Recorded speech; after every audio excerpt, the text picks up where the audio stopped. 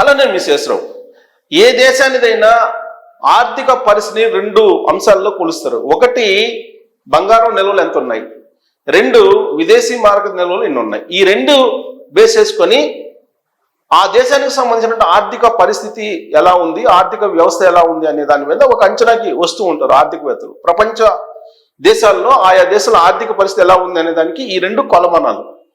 మరి భారతదేశం యొక్క పరిస్థితి ఏంటి అని అంటే, ఈ మధ్యకాలంలో భారతదేశం బంగారాన్ని కొనుగోలు చేయడంతో పాటు విదేశాల్లో దాచుకున్నటువంటి బంగారాన్ని కూడా తీసుకొచ్చేసింది దేశానికి, ముందు జాగ్రత్త చర్యగా నరేంద్ర మోడీ గారు. సో ఇప్పుడు మన దేశంలో బంగారపు గనులు పుష్కలంగా పడుతున్నాయి. జబల్పూర్లో తవ్వే కొద్ది బంగారం ఉంది అని అంటున్నారు. ఇక ఆంధ్రప్రదేశ్లో తాజాగా ఆల్రెడీ బంగారం తయారవుతుంది. దక్కన్ మైనింగ్ కార్పొరేషన్ అనేది ఆల్రెడీ అక్కడ జొన్నగిరి అనేటువంటి ప్రాంతంలో కర్నూలు జిల్లాలో బంగారాన్ని బయటికి తీసుకొస్తుంది, బంగారాన్ని తయారు చేస్తుంది. రాబోయేటువంటి రోజుల్లో ఒక్క ఆంధ్రప్రదేశ్ నుంచే ఏడాదికి వచ్చేసి సుమారుగా 750 కేజీలు ప్రాథమికంగా వస్తుంది. ఆ తర్వాత 1000 కేజీల వరకు రావచ్చు అని చెప్పి అంచనా వేస్తున్నారు. అంటే ఏడాదికి 1 టన్ను ఒక ఏపీ నుంచే రాబోతుంది బంగారం రాబోయేటువంటి రోజుల్లో.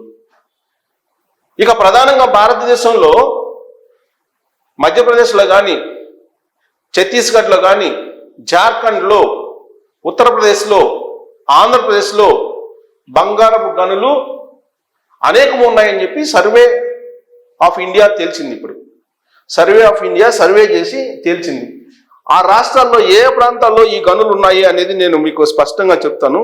ఈ గనులన్నీ బంగారాన్ని తయారు చేయడం స్టార్ట్ చేస్తే బంగారాన్ని ఆ గనుల నుంచి తయారు చేయడం కనుక ప్రారంభమైతే పూర్తి స్థాయిలో, ఇప్పుడు ఆల్రెడీ ఆంధ్రప్రదేశ్లో ప్రారంభమైంది, దక్కన్ మైనింగ్ కార్పొరేషన్ చేస్తుంది.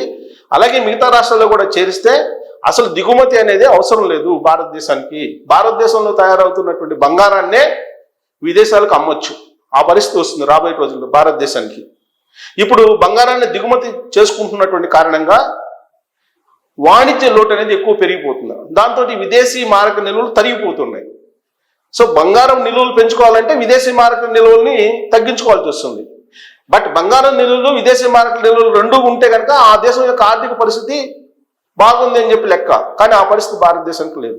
బట్ రాబోయేటువంటి రోజుల్లో భారతదేశంలో ఉండేటువంటి బంగారు గనులు ఏవైతే ఉన్నాయో ఈ బంగారు గనులన్నింటినీ కూడా యాక్టివేట్ చేసి బంగారాన్ని తయారు చేయడం కనుక ప్రారంభమైతే పుష్కలంగా బంగారం ఉంటుంది భారతదేశంలో అని చెప్పి అంచనా వేస్తున్నారు. ఇప్పుడు దాదాపు జబల్పూర్లో 1000 హెక్టార్లు 2,500 ఎకరాల్లో బంగారం ఉంది అని చెప్పి ఐడెంటిఫై చేసింది సర్వే ఆఫ్ ఇండియా. ఇప్పుడు ఏమేమి చోట్ల ఉన్నాయి?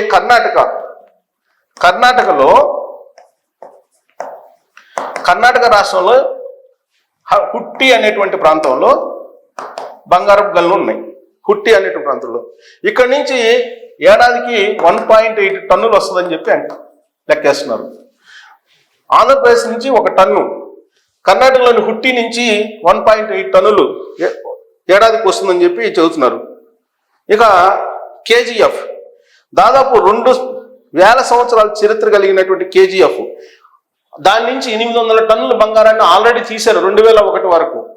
ఆ తర్వాత మూసేశారు. ఎందుకు? బంగారం తయారు చేసే దానికన్నా కూడా బయట నుంచి దిగుమతి చేసుకుంటే తక్కువ ధరకు వస్తుంది అనేటువంటి ఉద్దేశంతో. కానీ ఇప్పుడు అంతర్జాతీయంగా మారినటువంటి పరిస్థితుల దృష్ట్యా బంగారం రేటు దిగుమతి చేసుకోవడం అంటే చాలా కష్టంగా ఉంది. అందుకే ఇప్పుడు మళ్ళా కేజీఎఫ్ నుంచి, ఈ కర్ణాటకలో ఉన్నట్టు కేజీఎఫ్ నుంచి మళ్ళీ బంగారాన్ని తయారు చేయడం ప్రారంభించారు తిరిగి. సో ఇది ఈ 20 కన్నా ఎక్కువ వస్తుంది, టన్నుల కొద్ది బంగారం వస్తుంది. ఇక ఉత్తరప్రదేశ్, యూపీలో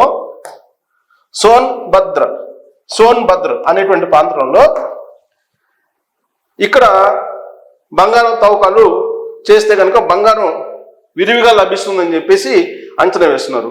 ఇక ఆంధ్రప్రదేశ్లో జొన్నగిరి అనేటువంటి ప్రాంతం ఆల్రెడీ ఇప్పుడు స్టార్ట్ చేశారు. ఆల్రెడీ బంగారం తయారు చేస్తున్నారు, అక్కడ బంగారాన్ని తవ్వి తీస్తున్నారు బంగారం గనులు. ఇక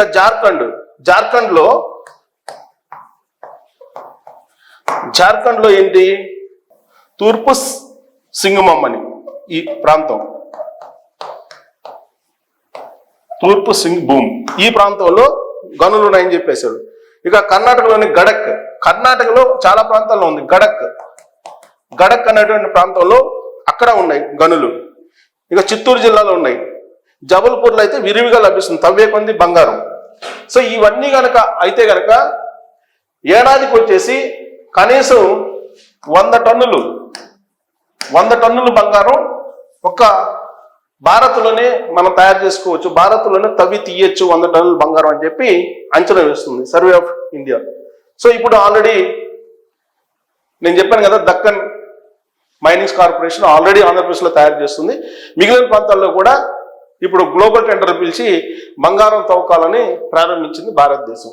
సరే, ఇప్పుడు అసలు భారతదేశం యొక్క పరిస్థితి ఏంటి అనేది చూద్దాం. ప్రపంచంలో భారతదేశం యొక్క పరిస్థితి బంగారం విషయంలో ఇక్కడ చూడండి, ఎక్కడెక్కడ countries with highest gold reserves, ఏ దేశంలో ఎక్కువగా బంగారు నిల్వలు ఉన్నాయంటే అమెరికాలో ఉంది, 8,133 మెట్రిక్ టన్స్ ఉంది.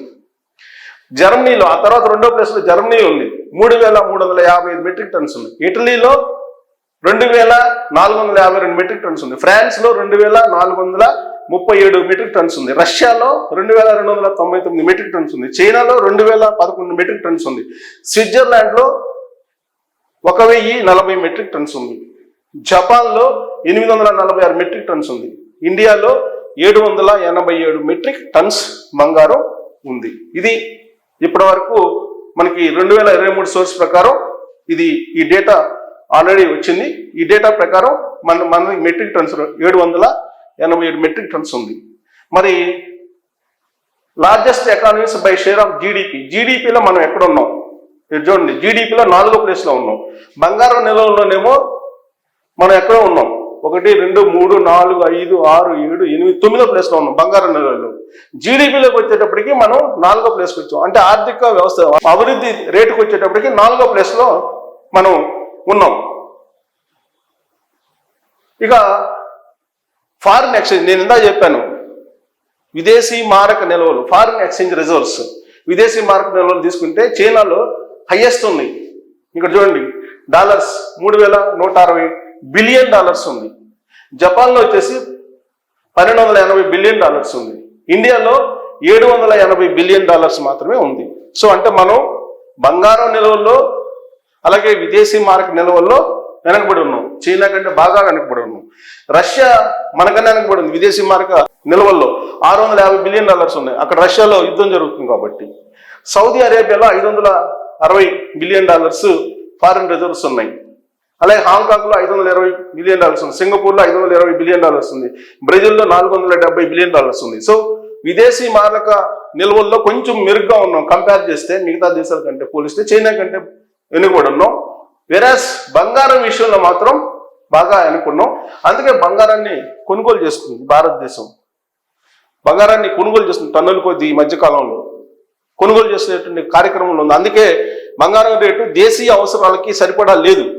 రిజర్వ్ బ్యాంకు కొని నిల్వ చేస్తుంది. దాని కారణంగానే ఇప్పుడు రేటు పెరిగింది. ఇప్పుడు యాజ్ ఆఫ్ నౌ రేట్ ఎంత ఉంది చూద్దాం. ఇప్పుడు ఇది హైదరాబాద్ బంగారం రేటు. ఇవాళ బంగారం రేటుని కనుక చూస్తే 24 క్యారెట్ల బంగారం 93 రూపాయలు తగ్గింది గ్రాముకి. విచిత్రమైన పరిణామాలు అంటే బంగారం మార్కెట్, బులియన్ మార్కెట్లో ఒకవేళ తగ్గితేనేమో 100లో తగ్గిద్ది, పెరిగితేనేమో వేలల్లో పెంచేస్తారు. ఇది ఒక పెద్ద గ్యాంబ్లింగ్ బులియన్ మార్కెట్లో. ఇప్పుడు పెరుగుతున్న రేట్లకి గ్యాంబ్లింగ్ కూడా తోడైంది. ఇప్పుడు తగ్గితేనేమో 993 రూపాయలు, అదే పెరిగితే కనీసం 3,000 4,000 పెంచుతారు. సో ఇవాళ మార్కెట్ రేట్ ప్రకారం అయితే 93 రూపాయలు గ్రాముకు తగ్గింది 24 క్యారెట్ల బంగారం, 85 రూపాయలు 22 క్యారెట్లు తగ్గింది, 70 రూపాయలు 18 క్యారెట్ల బంగారం తగ్గింది. సో ఇవాళ మార్కెట్ ఎంత ఉంది? గోల్డ్ రేటు పర్ గ్రామ్ వచ్చేసి 24 క్యారెట్లు 10,490 రూపాయలు ఉంది పర్ గ్రామ్. 22 క్యారెట్లు వచ్చేసి 8,583 రూపాయలు ఉంది. అదే 18 క్యారెట్స్ బంగారం అయితే 8,583 రూపాయలు 18 క్యారెట్లు ఉంది. 11,444 రూపాయలు పర్ గ్రాము 24 క్యారెట్ల బంగారం ఉంది. ఇది 22 క్యారెట్ల బంగారం వాల్యూ 10,490 రూపాయలు అనేది. సో ఇది బంగారం రేటు ఇవాళ మార్కెట్లో ఉండేటువంటి పరిస్థితి. సో కాబట్టి తగ్గినప్పుడేమో 100లో తగ్గిద్ది, పెరిగినప్పుడేమో వందల్లో పెరుగుతుంటుంది అనమాట. సో కాబట్టి బంగారం ఇప్పుడు అన్ని చోట్ల గ్యాంబ్లింగే. ప్రపంచవ్యాప్తంగా నెలకొన్నటువంటి పరిస్థితుల దృష్ట్యా ఇప్పుడు బంగారం దేశీయంగా దేశాలు కొంటున్నాయి కాబట్టి సామాన్యులకు అందుబాటులో రావట్లేదు. బులియన్ మార్కెట్లో కూడా గ్యాంబ్లింగ్ జరుగుతుంది. సో వెరసి ఇప్పుడు అందులో దసరా ఈ సందర్భంగా బంగారం కొనుగోలు చేసే వాళ్ళు కొంతమంది ఉంటారు. ఇప్పుడు బంగారం రేట్లు పెరుగుతూ ఉన్నాయి గత 3-4 రోజుల నుంచి. ఇప్పుడు కొంచెం తగ్గుముఖం పట్టింది ఇవాళ స్లైట్గా. రాబోయేటువంటి రోజుల్లో మరి తగ్గుతుందా పెరుగుతుందా అంటే ప్రపంచవ్యాప్తంగా నెలకొన్నటువంటి పరిస్థితుల మీద దాని ధర ఆధారపడి ఉంది. సో ప్రపంచంలో ఇప్పుడు మనం అంతర్జాతీయ మార్కెట్లో ఔన్స్ బంగారం తీసుకుంటే కనుక దాదాపు $3,700 దాటిపోయింది. అది $4,500 దాకా వెళ్ళొచ్చు అంటున్నారు. ఒకవేళ అదే కనుక వెళ్తే 1,50,000 అవుతుంది. అది వెళ్లకుండా ఉండాలంటే రష్యా ఉక్రెయిన్ మధ్య యుద్ధం ఆగిపోవాలి, ట్రంప్ ఈ ట్రేడ్ వార్ని ఆపేసేయాలి. ఈ రెండు జరిగితే కనుక బంగారం డౌన్ అయ్యే ఛాన్సెస్ ఉన్నాయని చెప్పి అంతర్జాతీయ బులియన్ మార్కెట్ ఎక్స్పర్ట్స్ చెప్తూ ఉన్నారు. సో దీన్ని బట్టి మన భారతదేశం బంగారం విషయంలో అలాగే విదేశీ మార్పు నిల్వల్లో ఏ పరిస్థితిలో ఉంది, ఇప్పుడు దేశీయంగా బంగారాన్ని ఎందుకు కొనుగోలు చేస్తుంది అనేది మీకు అవగాహన ఇచ్చి ఉండొచ్చు. దీని మీద మీ అభిప్రాయాన్ని తెలియజేయచ్చు. Thank you.